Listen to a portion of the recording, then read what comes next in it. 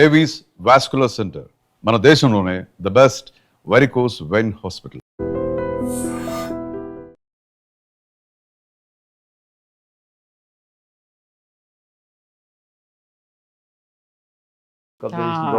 మీరు ఓడిపోవడానికి రెండు ప్రధానమైనటువంటి రీజన్స్ చెప్తారు. అందులో ఒకటి మీరు మీ బ్రదర్ శ్రీకాంత్ గౌడ్ ఇద్దరు కలిసి ఎకరాలు కబ్జాలు చేసారు, బెదిరించిర్రు, అక్రమాలకు పాల్పడ్డారు, భూ కబ్జాలు, కుంభకోణాలు ఇవన్నీ ఉన్నాయి కదా. జిల్లాల ఒక హిస్టరీ ఏముందంటే జిల్లా నేపథ్యంలో ఒక క్యారెక్టర్ని బ్యాడ్గా క్యారెక్టర్ని అసాసిన్ చేస్తారనమాట. అంటే ఏం దొరకక క్యారెక్టర్ని అసాసిన్ చేయడము, లేదంటే కరప్షన్ ఎవరైనా చేసినాం అనుకో, ఇగో పెద్ద కరప్షన్ ఇంత చేసినని చెప్తాడు. కరప్షన్ చేయడానికి కూడా ఇచ్చిండు తీసుకున్నాను క్లెయిమ్ లేదు. కాంట్రాక్టర్స్ కూడా లోకల్ వాళ్ళే కదా, లేదు అక్కడ. ఇంకా కబ్జాలు అనేది నమ్మించే వాళ్ళంతా. నేను ఎమ్మెల్యే ఓడిపోయిన తర్వాత ప్రెస్ మీట్ పెట్టి చెప్పిన, 1 ఎకరం కబ్జా చేసినట్టు చూపించండి, లేదు తక్కువకు మేము తీసుకున్నాం బెదిరించి తీసుకుని చూపించండి, మొత్తం వాళ్ళకి ఇచ్చేస్తాను చెప్పిన. ప్లస్ గవర్నమెంట్ ల్యాండ్ 1000 ఎకరాలు కబ్జా చేసినారు కదా, ఒక ఎకరా కబ్జా చేసినాం చూపించండి, గవర్నమెంట్ మీదే కదా, కేసు పెట్టండి, మేము అసలు రాజకీయాల నుంచి వదులుకుంటామని చెప్పినాం. బ్రదర్ మీద కేసులు పెట్టినట్టున్నారు కదా. అంటే ఒక వికలాంగుల ఇల్లు ఊలగొట్టారమ్మా. అక్కడ వికలాంగుల ఇల్లు ఊలగొడితే మేము అడ్డుకున్నాం. రాష్ట్రంలో మొట్టమొదటిగా హైడ్రా ఉపయోగించింది కుంటు వాళ్ళు, గుడ్డి వాళ్ళు, పాపం వాళ్ళ మీద అర్ధరాత్రి పోయి దాడి చేసి కూలగొట్టారు. అక్కడ మేము పోయి అడ్డుకుని వాళ్ళకి అన్నం పెట్టి వారం రోజులు 10 రోజులు అక్కడే ఉన్నాం.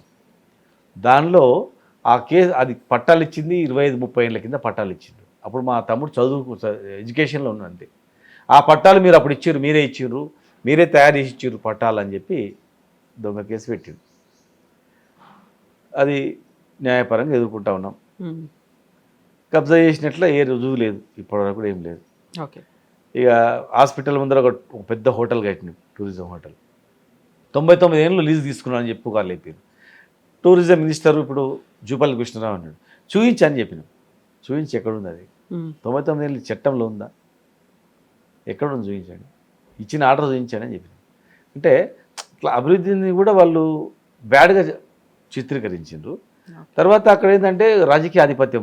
ముఖ్యంగా నా ఓటమిలో కారణం ఏంటంటే బీజేపీ క్యాండిడేట్ ఎవరైతే ఎమ్మెల్యేగా కాంటెస్ట్ చేస్తున్నారో వారం రోజుల ముందే నాకు ఏకండి ఓటు కాంగ్రెస్కి వేయండి అని చెప్పి ఆయన పోలింగ్ ఏజెంట్లను కూడా బంద్ చేసిండు.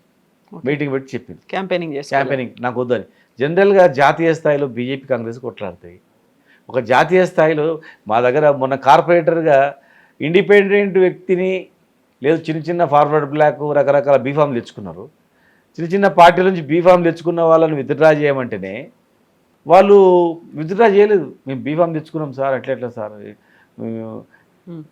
మేము పోటీలో ఉంటాం అంటే చిన్న కార్పొరేటర్కు కౌన్సిలర్కు పోటీని తప్పుకున్న వాళ్ళు అక్కడ బీజేపీ ఎమ్మెల్యే బీఫామ్ ఇస్తే బీఫామ్ తీసుకున్న వారం రోజుల ముందర కాంగ్రెస్ ఓటేయని చెప్తే ఇంతకన్నా దారుణమైనటువంటి వ్యవస్థ ఈ ప్రపంచంలో ఎక్కడ ఉంటుందా చెప్పండి. శ్రీనివాస్ గౌడ్ను ఓడియలేం, లేకపోతే మన ఇద్దరం ఐక్యమైదామని చెప్పేసి అని వాళ్ళిద్దరు బీజేపీ కాంగ్రెస్ రెండో ఏకమైతే ఒక వర్గం ఏకమై దాడి చేస్తే మరి ఆలోచన చేసుకోలేదు ఎవరు? మా రైతులు ఆలోచన చేసుకోలేదు. వాళ్ళ ఇద్దరు కుటుంబాల గురించి మేము శ్రీనివాస్ గౌడ్ని ఎందుకు కూడా కొట్టాలి, శ్రీనివాస్ గౌడ్ ఉంటే మాకు ఎకరాకు నీళ్ళు వస్తాయి, మాకు పంటలు వండుతాయి, మంచి మంచి ఇండస్ట్రీస్ వస్తాయి, మా ఏమైనా బాగా చేసిండు అని ఆలోచన చేసుకోలేవాళ్ళు. వాళ్ళ దానిలో పడి వాళ్ళిద్దరు కలిసి పెద్ద ఎత్తున డబ్బులు పంచడం, క్యాంపెయినింగ్ చేయడం, 2 పార్టీలు ఐక్యమైనడం కూడా ప్రధాన కారణం. 50% కారణం అదే. నేను అన్న 2 రీజన్స్లో ఒకటి మీరు మీ బ్రదర్ కలిసి భూకుంభకోణాలు చేసిండ్రు అనేది, రెండోది అక్కడ రెడ్డి వర్సెస్ బీసీ అనే నినాదం ఒకటి చాలా పెద్ద ఎత్తున వచ్చింది. దాన్ని మీరు కంప్లీట్గా రెడ్డి అంటే మీరు వ్యతిరేకంగా ఉన్నారు కాబట్టి ఒక అగ్రెసివ్గా వెళ్ళిండ్రు. బీసీ వర్సెస్ రెడ్డి అనేటువంటి రాజకీయాలు ఒక వార్ లాగా మొదలైంది కాబట్టి వాళ్ళు మిమ్మల్ని ఓడించిండ్రు అనేది. మీకు 2 విషయాలు. కబ్జాలు అయితే మా తమ్ముడు ఏం చేసి లేదు పాపానికి, ఇప్పుడు కూడా ఏం పెద్ద ఆస్తిపాస్తులు ఏమేమి లేవు, ఓ ఇల్లు కట్టుకున్న తప్ప, ఇల్లు కట్టుకుంటేనే ఎవరు లేకపోయింది తప్ప ఏం లేదు. అదంతా ఉట్టిదే. వాళ్ళు ఉంటే వాళ్ళు ఈ పార్టీకి మా కేసులు పెట్టేవాళ్ళు, భూ కబ్జాలలో ఎదికిచ్చేవాళ్ళు, ఈ ల్యాండ్ గుంజుకున్నారు, ఈ ల్యాండ్ కబ్జా చేసిందని చెప్పి ఇప్పటివరకు అయిపోయేవి. ఇన్నిసార్లు ఛాలెంజ్ చేసిన తర్వాత ఈ రోజు వరకు కూడా వాళ్ళు చేయలేకపోయారంటే అదేం లేదు, ప్రజలకు కూడా తెలుసు. అన్నదమ్ములు సొంత భూమి గురించి కొట్లాడుకుంటేనే ఒక ఫీట్ అటు ఇటు జరుగుతూనే కొట్లాడుకుంటారు. ఇవాళ పట్ల వేరేవాడు ఎందుకు వదులుకుంటారు? వేరే ల్యాండ్ తీసుకుని వదులుకోరు. గవర్నమెంట్ ల్యాండ్ అయితే ఈ పార్టీకి మమ్మల్ని భూతద్దాలు పెట్టి పెద్ద చిత్రీకరిస్తారు. అదంతా తప్పనిది ప్రజలకు అర్థమైపోయింది. రెండోది బీసీ రెడ్డి అనేది రాజకీయంగా ఎదుర్కొనేటువంటి వాళ్ళు రాజకీయ నాయకులు. ఇప్పుడు నేను మీకు తెలుసు కోదండరామ్ రెడ్డి మరి జేఏసీ చైర్మన్. ఆయన చైర్మన్ కాకముందు ఏముంది? ప్రతి జిల్లాలో ఏమన్నా సంఘాలు ఉన్నాయా? మాలాక సంఘాలు ఉండేనా? లేకపోతే ఇంకేమన్నా? కేసీఆర్ గారు జేఏసీ చైర్మన్ చేద్దాము ప్రొఫెసర్ అంటే వచ్చి ఉన్నాడు. మరి కోదండరామ్ రెడ్డి గారి నాయకత్వంలో ఆయన చైర్మన్ ఉంటే కో చైర్మన్గా మేము ఏదన్నా చిన్న తప్పు చేసినామా? రెడ్డి వద్దు దింపేయండి అని చెప్పన్నామా? చాలామంది ఆయన దింపాలే తీసేయాలని చెప్పి చాలామంది అంటే కూడా లేలే ఉండాలి, పెద్ద మనిషి మనకు ప్రొఫెసర్ ఉన్నాడు ఉండాలని చెప్పి మేము అందరం సపోర్ట్ చేసినాం. మరి ఉద్యమంలో ఒక రెడ్డికి సపోర్ట్ చేసినప్పుడు అప్పుడు కనపడలేదు. మరి చిన్నప్పటి నుంచి కూడా మేము రెడ్డిస్ మేము అందరం కలిసిమెలిసి పెరిగినాం. మా ఇంట్లోనే ఇద్దరు రెడ్డిస్ అమ్మాయిలు, మా నాన్న హెడ్ మాస్టర్ కనుక మా ఇంట్లోనే ఉండేది. ఒక చెల్లెళ్ళలాగా మేము అందరం కలిసిమెలిసి ఉన్నాం. మరి చిన్నప్పటి నుంచి రెడ్డిలతో ఉన్నప్పుడు అప్పుడు మా ఇంట్లోనే రెడ్డిస్ చదువుకుంటున్నప్పుడు అప్పుడు రాలేదా? కోదండరామ్ రెడ్డిని జేఏసీ చైర్మన్ చేసినప్పుడు మేము వ్యతిరేకించకుండా ఉన్నప్పుడు అప్పుడు మరి నిజంగా ఫీలింగ్ ఉంటే అప్పుడు ఉండదా? రాజకీయంలో రాగానే రెడ్డి బీసీ అని చెప్పి ముద్ర వేయడం. మీరు ఎమ్మెల్యే అయినరు, తర్వాత మంత్రి అయిన తర్వాత మీరు కావాలని ఒక విభజన రేఖ అనేది పెట్టినరు అనేది. మాకు 2 మండలాలు ఉంటే 2 మండలాలు ఇద్దరు జెడ్పీటీసీలు రెడ్డిలోకి ఇచ్చినాం. చెప్పండి ఇక ఎందుకు కోపం ఉంటుంది? ఒక కులం మీద మాకు కోపం ఉండే వ్యక్తులం కాదు మేము. మా నాన్న హెడ్ మాస్టర్ చదివి మమ్మల్ని ఈ స్థాయికి తీసుకొచ్చిండు. మా అమ్మ చిన్నప్పటి నుంచి ఎంతో కష్టపడి కన్న కష్టాలు పడి మా అమ్మ మమ్మల్ని పెంచింది. పుట్టిగా మేము పెరగలే. మా తల్లిదండ్రులు చెమటోడిచి మమ్మల్ని బతికించి చదివించారు మమ్మల్ని. మేము ఒక లక్షణంగా పెరిగిన వాళ్ళం. మేము కులం ఎందుకు ఉంటుంది? అక్కడ కులం ఆస్కారం ఉంటుంది. అక్కడ నీచమైనటువంటి రాజకీయ వ్యవస్థ, రాజకీయ నాయకులు ఆ కులంలో కూడా లేదు, రెడ్డిస్లో పబ్లిక్లో లేదు. రాజకీయ నాయకులు ఏంటంటే వాళ్ళని రెచ్చగొట్టడం, అరే మనం ఉండాలి. మళ్ళీ వాళ్ళకి ఏమైనా చేస్తారా? వీళ్ళు ఏం చేయరు.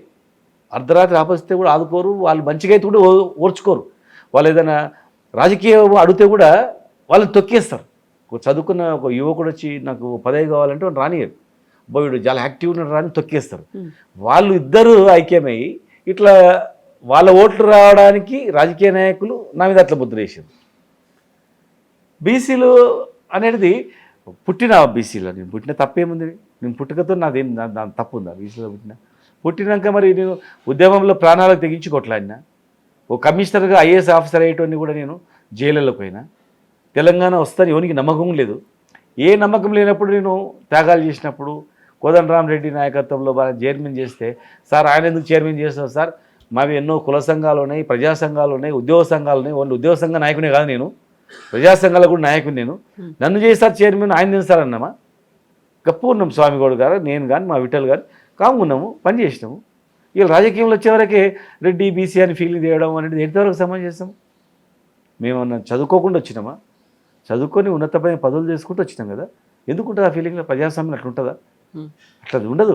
ఎదుర్కోలేనటువంటి శక్తులు, దద్దమ్మలు, చేతగానులు, పని చేయనటువంటి వాళ్ళు, ప్రజలకు పని చేయనటువంటి వాళ్ళు, సోమరిగాళ్ళు, వాళ్ళని ఉపయోగించుకొని ఆ వర్గాన్ని ఉపయోగించుకొని మంచి అనుభవించేటువంటి వాళ్ళు ఈ పని చేస్తారన్నమాట.